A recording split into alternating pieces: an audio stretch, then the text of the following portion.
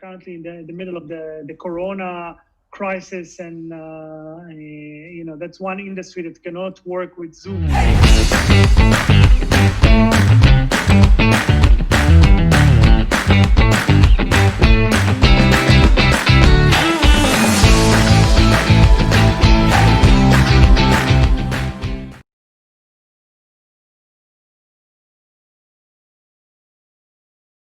Shahar Markovich, thank you so much for joining me on 20 Minute Leaders. Hi, my pleasure. It is so great to have you here, from MIT to McKinsey to Chief Digital Officer of Bank Hapoalim, and now running innovation and digital for El Al. Did I get that right? Almost. Almost. What did I miss? Today I'm the Chief Digital and Information Officer for El Al. So I run our IT, so all the technology related to El Al, as well as the digital business line. I also sit on El Al's on the board of El Al's innovation arm, which is called Cockpit. Wow. Which is an innovation hub. Okay, so I'm already very upset that we only have 19 minutes left, so I want to just dive straight in there. What does it mean to run innovation for a company that is so large? Travel industry, airline, let alone banks. It's an old industry. We've seen it for so long. What's happening today, and what is your role in there? Wow, that's a huge question. Yeah. That I can talk about for hours. So let's try to break it down a little bit. Great.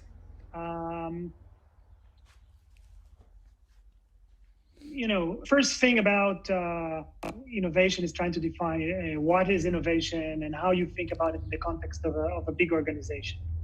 When I think about organization, innovation in an organization, you could think about it in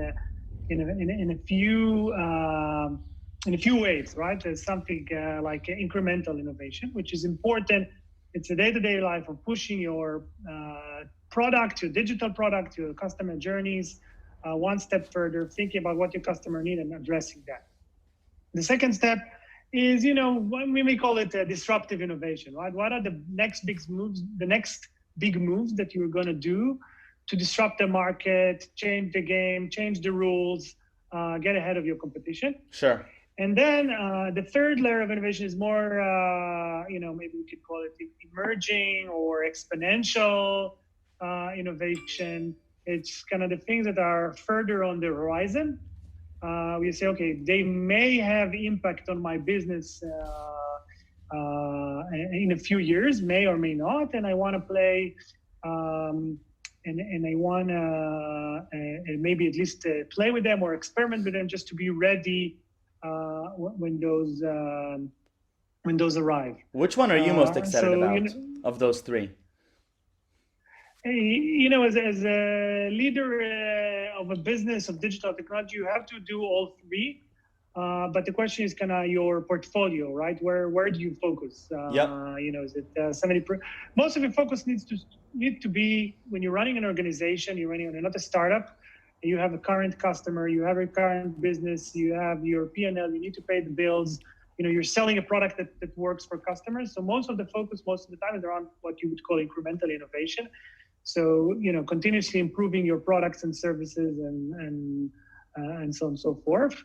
But whether that's 70% of your focus or 90% of your focus, that depends on the organization, on your resources, and so on and so forth. And just to put that, to give more concrete examples. So, for example, when I was Chief Digital Officer in Bank Hapoalim, incremental innovation was about launching a new mobile app for our customers and our business customers. Disruptive innovation was launching Beat, which is today the biggest and most successful P2P payment app in Israel. So that completely disrupted the payment networks.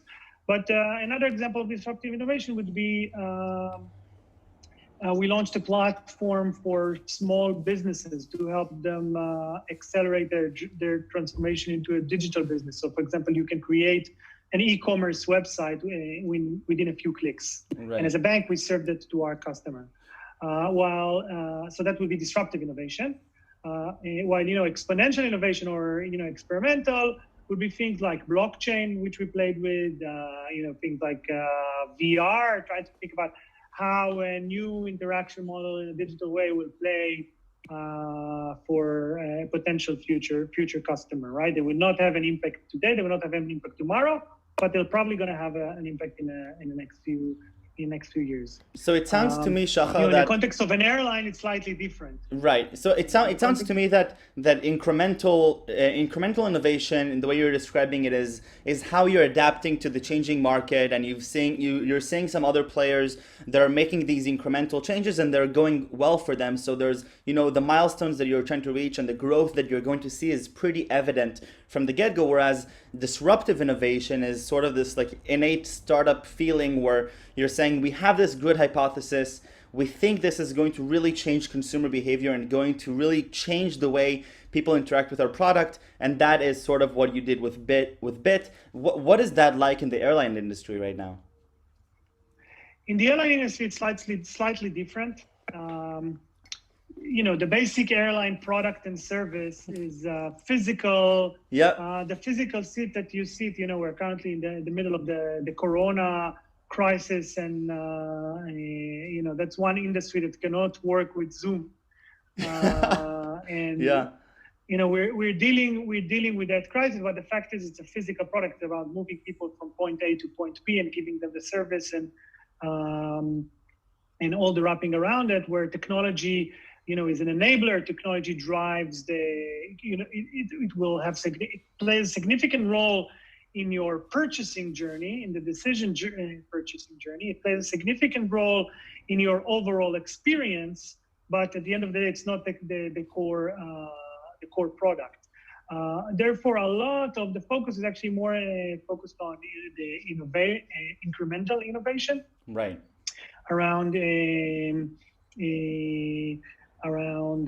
improving the experience of the customer by creating a better mobile app that manages, for example, the way they think about their journey from home to the airport, reduces the friction, reduces the pain, allow them to do more things. More disruptive innovations are things that we experiment with or launched. So for example, one potential disruption is going beyond just a pure airline operator that moves customers from point A to point B and looking at the entire travel experience. So we launched an experiment and ran it for a few months, which we called it Taxi Pool. And the idea was, when we interviewed customers, we learned that one of the main pain points was actually the cost of, the cost of traveling from the airport to their hotel, because the taxis can be very expensive in some of the cities. So we launched a pilot around, or experiment around, an app that connects people on the same plane that are all driving to the same hotel, and bring them together to the same taxi. And that was quite successful, and we stopped it and we thought about how to integrate it better into journey. So that's an example of a more disruptive innovation. Another example of disruptive innovation is changing the way you think about flights. So thinking about searching flights and destinations, instead of okay, I know I want to go to New York in these and these dates. Actually say, okay, what are you looking for? What type of vacation you're looking for? What are your budgets? What kind of cities you're thinking about. So it's kind of disrupting the customer decision journey around where to fly. Of course. So those are things, and there are things kind of in between. There's a bit of a gradient, like a bidding platform we launched with a startup called Bitflyer, sorry, where customers can name their own price for the flight, like a reverse bid. Yeah. So again, we're not disrupting the entire industry like in the banking or payment space, because we're not a physical product, but we're disrupting or significantly changing the landscape of a few elements in the customer journey. And again, obviously, the big disruption is going to happen now, unfortunately. And El Al is working through that crisis. Right. Is the changes we're going to have around the travel journey, given the coronavirus requirements. So Shahar, very quickly, how many people work for El Al? Let's say as of January of this year, of this past January. Again, numbers are very different these days. No, I know. I'm alluding to a bigger question. It's around six. It's a little bit more than 6,000 people. And how about Bank Hapoalim? Bank Hapoalim is 10,000 people again. Okay, so I'm now in Palo Alto, and I'm also a part of an early stage VC fund called J Ventures. And every startup we meet, and every startup around me, is saying we're disruptive, we're innovative, we're changing the way people do X, Y, Z. And it's one thing to take a team of 5 people and to have faith in the idea that they'll be able to execute quickly and be very creative and no strings attached to their current product. Now I have the privilege of talking to somebody who's trying to lead a similar mindset, but in companies that have thousands of people, thousands of hierarchies and management and boards and history. So overall, over your experience from McKinsey to now, what are some of your insights? These companies are considered small when you look globally. I also of course, when I was a partner in McKinsey, for example, helped lead the digital transformation in Lloyd's banking group in the UK. That's 100,000 people organization. So that's a completely different scale. But the challenges are very similar. I think the dirty secret around innovation is when people say innovation, especially in big organizations, they always think about, what's the big idea? Let's think about ideas. Let's brainstorm ideas. Let's bring these consultants or do session, but the dirty secret is that actually innovation is all about execution. The ideas are out there, even for startups that go to VC, unless you have a very kind of deep tech kind of startup. Most of the startup will have an idea that's been tried. In fact, the VC would like to see that someone else has done the same idea or something similar. The famous case about Facebook and, the MySpace or Friendster example. Or right? Lyft and Uber. So there are tons of examples, right? Sure. And in a big organization, it's probably even more important around execution. In a big organization, execution is a lot around, changing the organization, changing the way we work, changing the way we think, making things happen. Versus, for example, a startup where you need to build a product and get it to market. So, for example, in Beat, a lot of the challenges in execution were around convincing the bank that this is something you need, and then getting the regulator up, getting a regulatory approved, getting the legal approved, actually building the product. Was not a big deal because I had a big factory, it's a Bank Hapoalim IT that knows how to build product. There was a challenge. We needed to build the product very, very fast. So we brought a lot of innovation around the way we work and becoming more agile and using new tools and so on and so forth.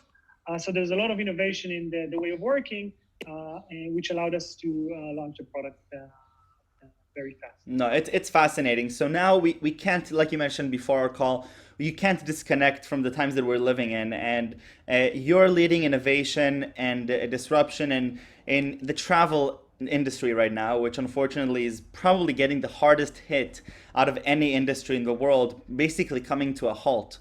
And who knows when it will be again, when people feel comfortable getting on planes and going away. So give me just a little bit of a high level landscape of what's happening in the travel industry now, and perhaps what are some of the challenges that you're thinking about that are most important?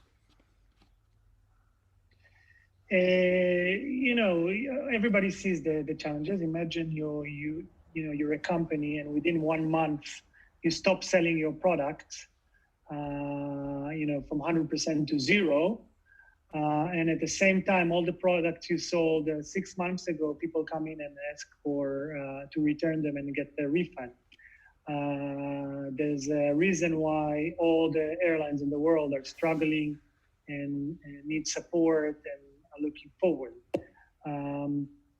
With challenging times, the challenging circumstances, there's still a lot of innovation. A lot of innovation, for example, in NL comes in the business side and the commercial side. So innovation doesn't have to be always technology driven or digital driven. So, for example, taking a passenger plane and quickly converting them into cargo planes. Yes, And yeah, then LL did that, coming yeah. with innovative, and coming with innovative deal with the government or with other government to bring in medical supplies. So LAL is one of the airlines that very quickly changed all the airplanes and pushed to increase their cargo activities, not only to Israel.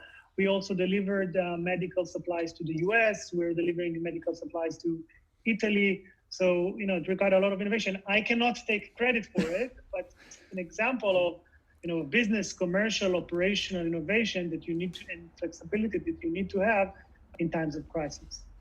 No, that makes a lot of sense. So, Shahar, I can't believe we're almost getting to the 20 minutes, and it's very upsetting to me. But, I'm looking at myself now, and I'm on this path of growth where I want to be in a position where I feel like I'm able to harness innovation and I'm able to push it forward and assess which elements of a company will be disruptive and will be effective. So maybe you can give me some of your earned secrets, if you will, about how you approach different ideas and different problems, and how do you really try and assess what's viable and what's just white noise that excited people are talking about.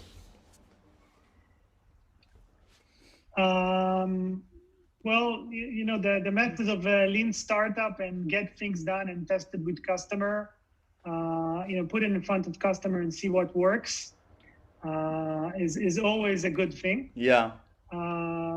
For a big organization, what you want to do is, you can also look outside.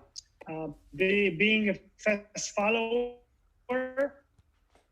is much more important than being again, depending on your business, if you're an R&D business, etc. Sure. But for a big classical traditional organization, you want to be a fast follower. You want to see things that work outside. Say, okay, I see the work. I say somebody put the effort, and I see that it's working in other markets, other geographies. Okay, we have validation for that. Then let's build it and move forward. So, those just two of the tools that I'm using on a day-to-day, either as someone else done it, or can I get validation from similar things that this thing is going to work, or okay, let's put it in front of a few customer, test it, iterate it over time. Again, the challenge for big organizations is around execution and making it happen. So taking a big organization that work in kind of what's called waterfall methodology, where you build big projects and it takes you a lot of time to put them, a lot of time to get the big budget, changing the organization that into, okay, let's start small and then grow, creates a lot of challenges for a big organization, starting from, how you're going to budget for something like that. Because in a big organization, you need to have certainty of budget. Tell me how much this project is going to cost. Well, I don't know necessarily because I need to test it first, etc. It creates challenges around allocation of internal resources. It creates challenges around, marketing tells me, okay, tell me when it goes to market so I can launch a marketing campaign. Well, depends on, the feedback that we're going to get. Yeah. So a lot of the challenge of making innovation happening in a big organization is dealing with the execution and driving the change in the ways of working within the organization. No, that makes a lot of sense. And I don't get to meet that many people that both had a very active role in a consultancy out of MIT and then went on to running innovation and disruption for companies like fintech and travel. Do you feel that this experience at McKinsey was something that was beneficial to you, that gave you sort of skill sets that would be very hard to accumulate otherwise to get to the positions you're at now? Absolutely. I don't think that anyone else would give you a different answer when you ask them about their career. No, because consultancy, especially today, is not an idea. Is not a very. I'm looking at all my friends at Stanford and my colleagues. Thinking about consultancy, I think they're thinking about it differently than it was maybe 10 years ago. People are very quick to just jump straight to a startup or straight to big companies and skip sort of that path. Listen, McKinsey is an amazing experience. I agree with you. The word consulting is a confusing word because it implies, you come to someone, you give them some ideas, a little bit of advice, and then you go. That's not the way all big consultants work, and especially McKinsey. To be successful time after time after time in the best companies in the world, right, which are the big consultants company, you need to deliver impact. you cannot deliver impact, by just giving some random advice, right? You deliver impact by making things happen everywhere, whether it's a startup or a big organization. So as a consultant, and you get to do a lot of hands work and a lot of actual delivery. Now again, it depends on which area you go. It's a big world, and there are different things from strategy to implementation. In my career, a lot of my focus was actually on the implementation side of consulting. So I helped companies drive digital transformation, not by giving them a blueprint and then going away, but actually giving them a blueprint, then being part of the team that delivers that, helping them build a team, helping them change the methods, then taking the product to market and doing the iteration and being there for them and throughout the entire process. And sometimes, or actually many times, getting my hand dirty in the actual implementation of the thing. And all the consultancies, by the way, these days, they have programmers, we had designers that we brought, data scientists. So actually doing the work and the implementation. Very, the lines very cool. have blurred, significantly blurred since, 20, 30 years ago. Yeah, definitely. So Shahar, right before we leave, I have to ask you my last question, which is also my favorite. I'd like to know 3 words that you would best describe yourself as, or perhaps that people who work with you would describe you as.